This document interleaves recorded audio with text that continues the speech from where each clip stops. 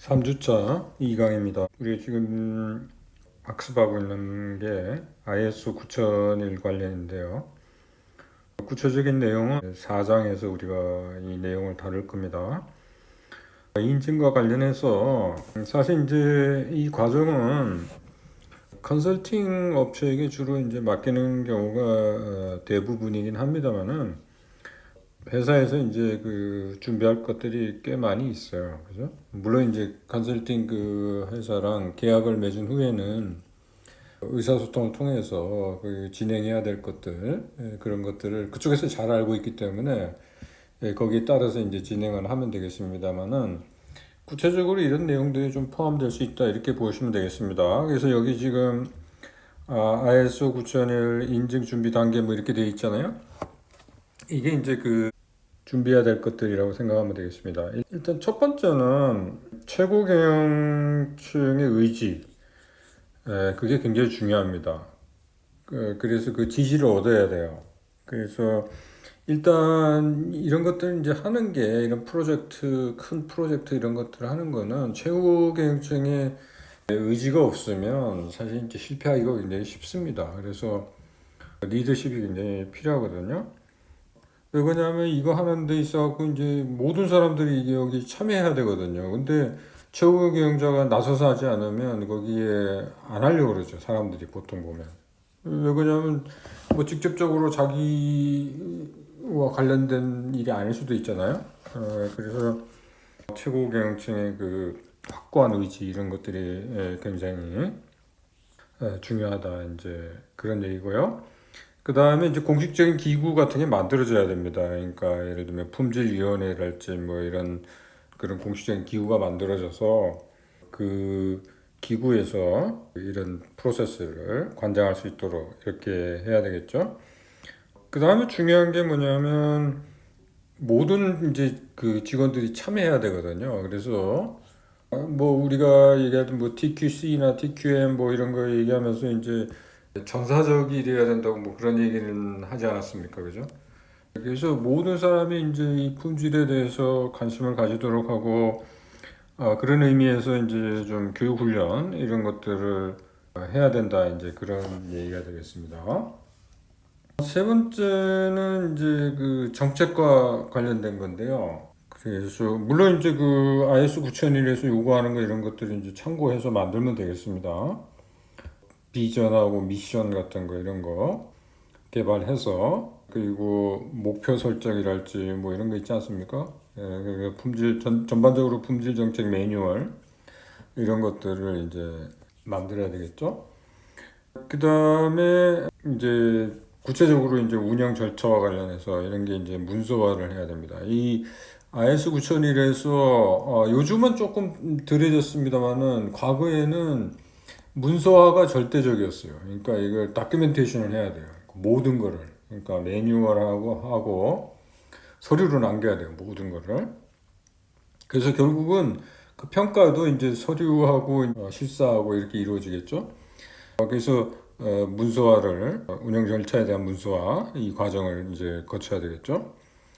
그 다음에 마지막으로 이제 그 ISO 9001에서 요구하는 거 하고 준비한 거 하고 내부적으로 그게 이제 일치하는지 이런 것들을 위한 내부 감사 이런 것들을 이제 수행하면 되겠습니다. 그러면 이렇게 이제 준비가 되면요. 그 인증을 해달라고 이제 그 신청을 해야 되겠죠?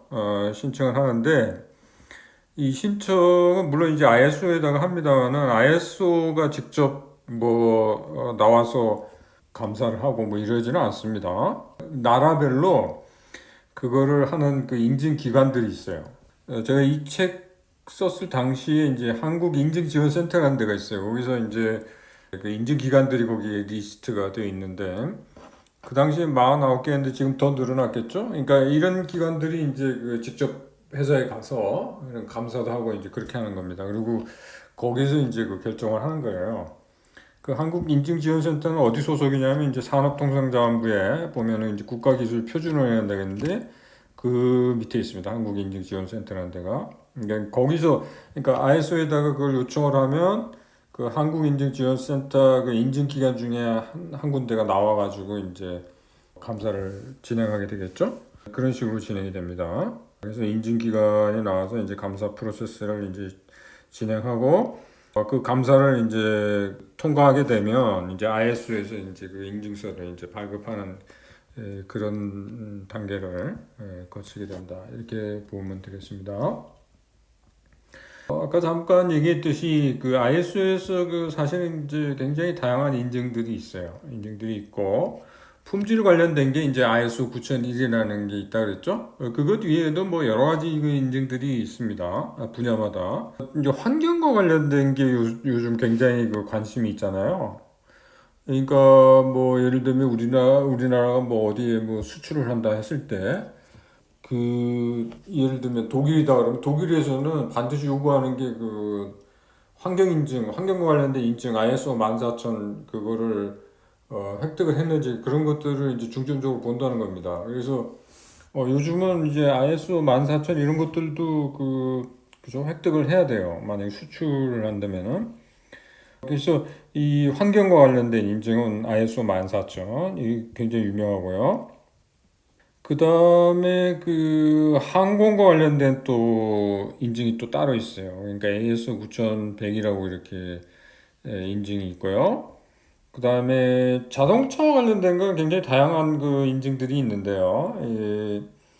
그래서 뭐 QS 9000이라는 것도 있고 ISO TS 16949라는 것도 있고요.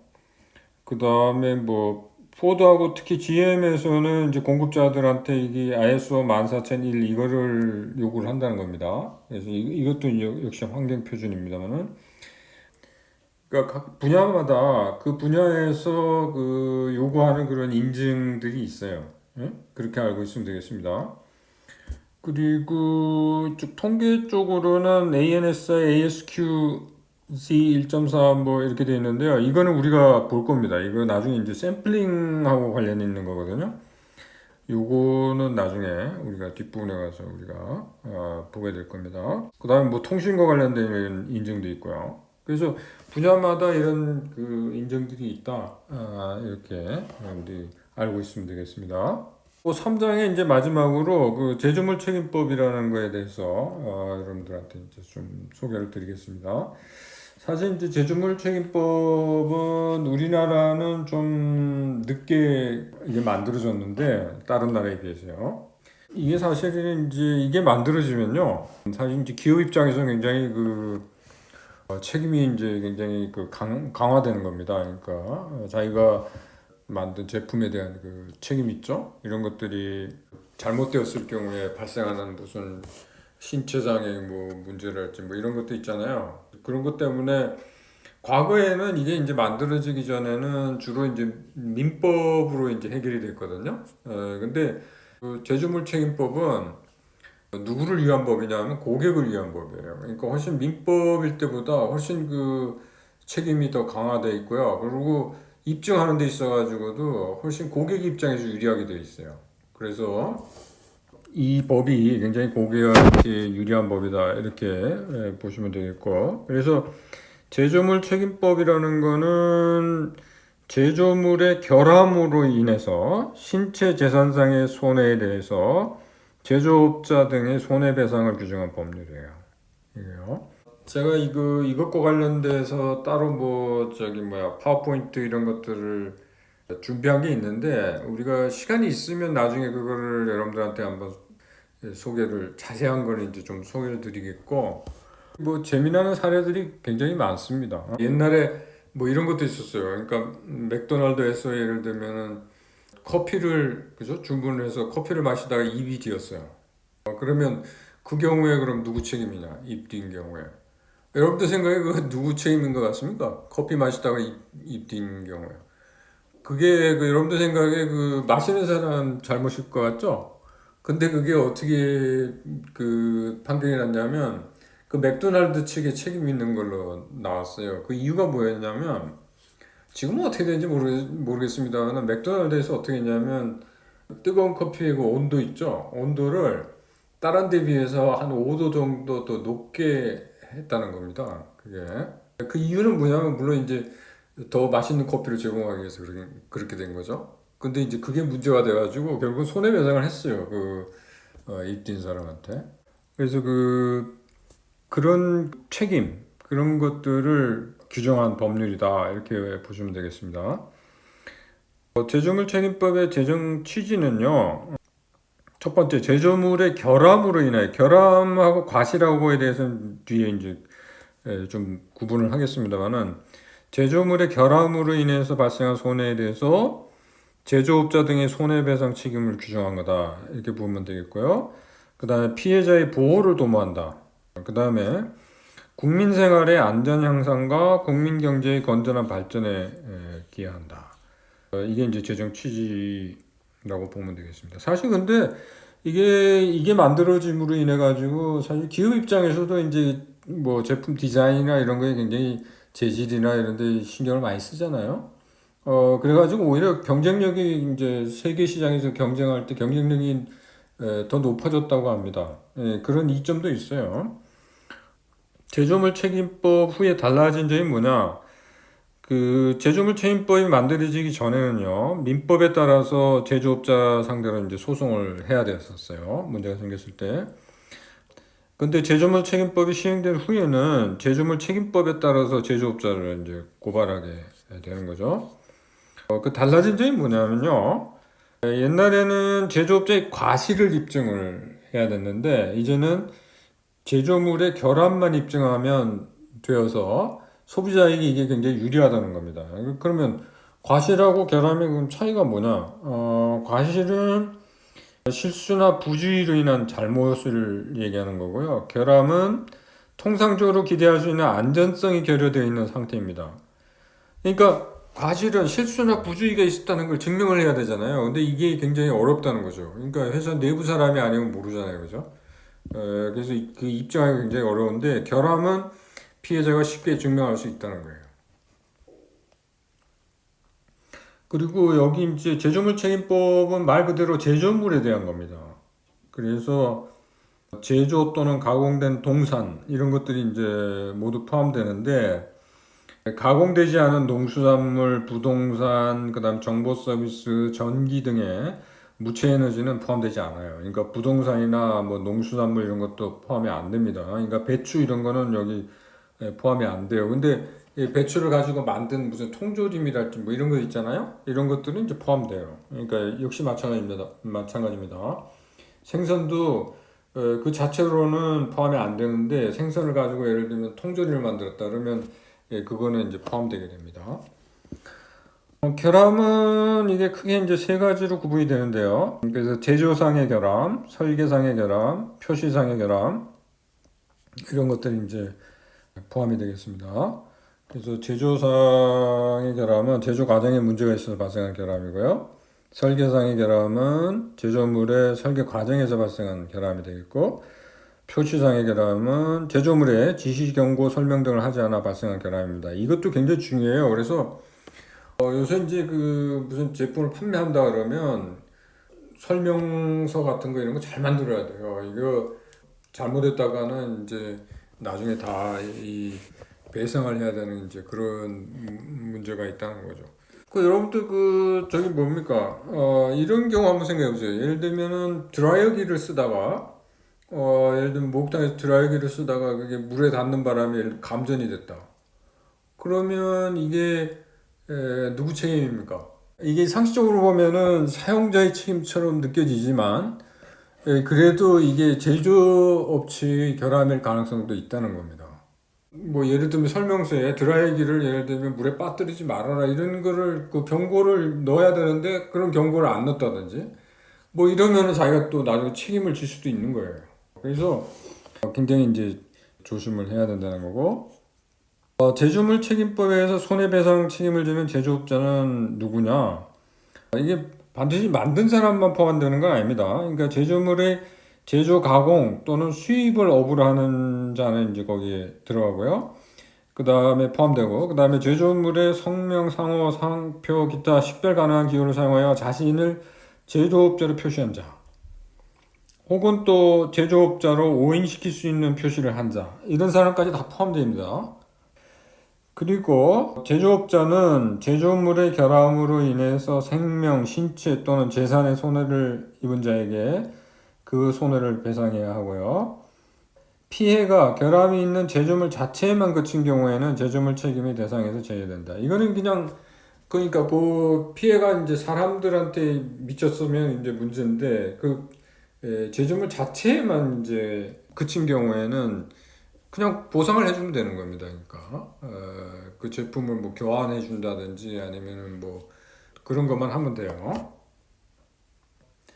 제조업자가 손해배상 책임을 지지 않아도 되는 경우도 있습니다. 그래서 여기 뭐 예를 보면 제조업자가 당해 제조물을 공급하지 않은 경우, 그다음에 제조물을 유통시킨 시점에 이게 굉장히 중요한데 과학기술의 수준으로 결함을 발견하지 못하는 경우, 그 당시 이제 과학 기술 수준으로는 결함을 발견하지 못하는 경우 이런 게 있을 수 있지 않습니까?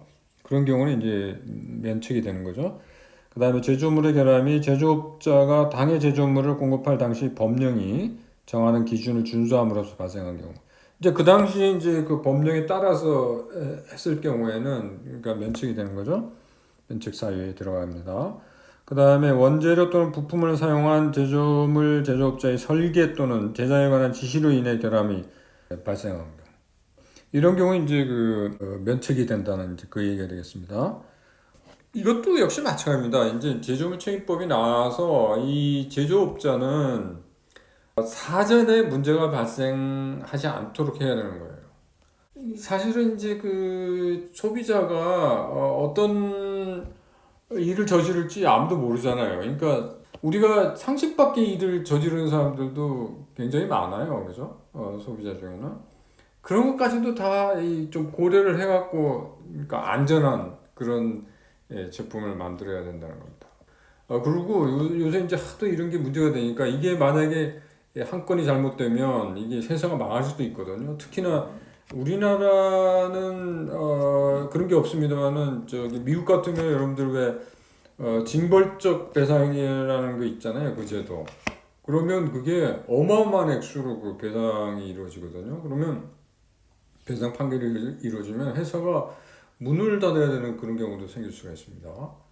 그래서 지금 우리나라는 이제 그 징벌적 손해배상이 없죠. 그게 그래서 아직은 괜찮은데 그럼에도 불구하고 요즘 또 인기 있는 게 뭐냐면 보험 같은 거 이거와 관련해서 이제 보험 같은 거 이런 것들을 이제 기업들이 반드시 드러나야 되고요.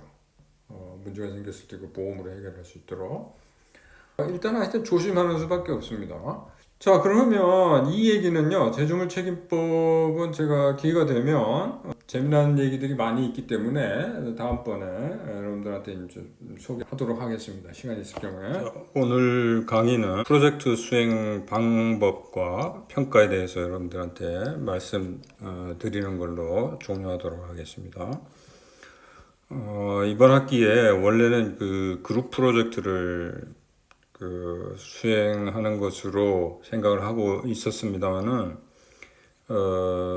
지금 뭐 코로나하고 뭐 온라인 수업 이런 것들을 여러 가지를 고려해 보니까 그룹 프로젝트를 수행하는 게 좋지 않겠다 그런 생각이 들었습니다. 그래서 개인 프로젝트를 수행하는 걸로 변경을 했습니다. 이 프로젝트 자체가 그렇게 규모가 큰 것도 아니고 그리고 분량을 좀 줄였어요. 그래서 여러분들 보고서 분량 이런 것도 줄여서 개인 프로젝트를 할 수 있게끔 지금 조정을 좀 했습니다. 그래서 오늘 그 프로젝트에 대해서 지금 설명을 드릴 테니까 이걸 참고해서 여러분들 이제 보고서를 작성하면 되겠습니다. 일단 여러분들이 이제 해야 될 건 뭐냐면 첫 번째 그 기업을 하나 선정을 해야 됩니다. 그래서 그 기업 선정과 관련해서 제가 여러분들한테 옵션 2개를 여러분들한테 이제 제시를 하는데 이 중에 하나를 택하면 되겠습니다. 그래서 첫 번째 옵션은 품질상을 받거나 혹은 품질 인증을 받은 기업, 그 기업 중에 하나를 선정하면 되겠습니다. 두 번째는 여러분들 주변에 흔히 보는 그런 중소기업을 하나 선정을 하면 되겠습니다. 여기에 이제 뭐 각종 프랜차이즈도 포함이 됩니다. 그리고 그 기업들이 뭐 제조업, 서비스업, 뭐 영리기관, 비영리기관 모두 다 가능합니다. 그래서 여러분들이 뭐 아무 기업이나 선정을 해도 무리가 없겠습니다. 그리고 실질적으로 이제 보고서 작성은 그 내용 자체는 뭐냐면 이제 그 기업이 선정되면 그 기업의 품질 관리 시스템 이거를 이제 분석하고 특히 여러분들한테 이번에 강조하고 싶은 거는 뭐냐면 경쟁 기업도 같이 분석을 했으면 합니다. 그래서 그 차이점 같은 거 이런 것들을 좀 여러분들이 분석해서 그걸 보고서에 담으면 좋겠습니다. 구체적으로 보고서에 포함될 내용은 일단은 여러분들이 선정한 기업하고 그다음 경쟁자의 간략한 기본 정보를 담으면 되겠습니다. 근데 너무 많이 담을 생각 말고 간략하게, 그러니까 어떤 회사인지 뭘 제공하는 건지 그다음에 뭐 조직은 어느 정도 규모인지 뭐 이런 것 담으면 되겠고요. 두 번째는 이게 이제 핵심이 되겠습니다만은 그 기업하고 여러분들이 선정한 기업하고 경쟁자의 품질 관리 시스템을 비교 분석하는 겁니다. 그 품질 관리 시스템이 뭐냐? 이거는 우리가 다음 그 4장 공부할 때 여러분들이 이제 구체적으로 좀 뭐를 중점적으로 봐야 되는지 그걸 알 수 있게 됩니다. 결국은 그 인증제도가 결국은 품질관리 시스템에 대한 인증제도거든요. 그러니까 4장에서 다룰 그 인증 제도를 보면 어떤 것에 초점을 맞춰야 될지 그거를 여러분들이 알 수 있게 됩니다. 그 다음에 세 번째는 이제 혹시라도 좀 미흡한 부분이 있으면은 품질관리 시스템에 거기에 대해서 서술을 하고 그다음에 그걸 어떤 식으로 개선을 할지 뭐 여러분들 의견을 제시하는 거죠. 예를 들면은 뭐 고객들의 그 요구 사항을 파악을 해서 이걸 반영을 해야 되는데 그런 것들이 이루어지지 않고 있다. 그러면은 앞으로 어떻게 고객의 요구 사항을 어떤 식으로 수집을 해서 그걸 반영할지 이런 것들을 여러분들이 이제 의견을 제시하면 되겠죠. 예를 들면 무슨 게시판을 뭘 운영을 해서 고객들의 의견을 받아서 뭐 반영을 하겠다든지 아니면 뭐 설문조사를 뭘 하겠다든지 뭐 이런 식으로 그죠? 하나의 예입니다만은 만약에 문제점이 없는 경우에는 차별적으로 우수한 점을 서술을 하면 되겠습니다. 마지막으로는 이제 꼭 빠지지 않아야 될 게 이제 참고 문헌이죠. 여러분들이 만약에 인터넷 서치를 했다면 그 사이트 그런 것들을 반드시 담아야 되고요. 물론 여러분들이 이제 뭐 서적을 뭐 참고했다면 그 서적에 대해서 여러분들이 그 내용을 담아야 되겠고요. 특히 이번에 좀 여러분들한테 주의를 좀 드리고 싶은 거는 인터넷 서치를 했을 경우에 그걸 그대로 복사를 해가지고 그걸 보고서에 담는 그런 식의 보고서는 그건 빵점짜리입니다. 그래서 결코 그런 일이 있어서는 안 되겠습니다. 요즘 여러분들 제가 그걸 여러분들 보고서를 이렇게 읽어보면 그런 건 단번에 알 수가 있어요. 여러분들이 그걸 그대로 내용을 그대로 가져왔는지 아니면 여러분들이 그걸 좀 여러분들 나름대로 이해를 해서 그걸 다시 썼는지 그런 것들 금방 알 수 있거든요. 그래서 뭐 그대로 복사를 한다든지 그대로 그러면은 그거는 완전 감점 요소 중에 가장 큰 비중을 차지하는 게 되겠습니다. 그래서 굉장히 주의를 요합니다. 보고서 분량은 5페이지 이내입니다. 그러니까 5페이지를 넘지 않도록 하고 짧은 건 괜찮습니다. 근데 넘는 거는 절대로 허용을 하지 않습니다. 그래서 5페이지 넘어가는 거는 읽지 않을 예정입니다. 그래서 5페이지 이내로 반드시 내용을 축약을 해서 담기 바랍니다. 이것도 하나의 훈련이에요. 여러분들이 뭐 길게 쓴다고 해가지고 반드시 좋은 것도 아닙니다. 여러분들은 이제 나중에 뭐 직장에 취업을 해보면 보고서를 만들더라도 또 그 앞에다가 요약본을 또 앞에다 붙입니다. 왜 그러냐면 그 요약이라는 걸 왜 붙이냐면 윗사람들이 그 시간이 없어요. 특히 상층으로 갈수록 시간이 없어요. 그래서 빨리 그 보고서 내용을 캐치를 해야 되거든요. 그래서 그 요약을 반드시 앞에 넣거든요. 그걸 executive summary라고 그러거든요. 그걸 반드시 넣는데, 그래서 여러분들이 그거를 축약을 할 수 있는 그런 능력도 필요합니다. 그래서 5페이지를 넘지 않도록. 그리고 기말고사 일주일 전까지 이메일로 저한테 제출하면 되겠습니다.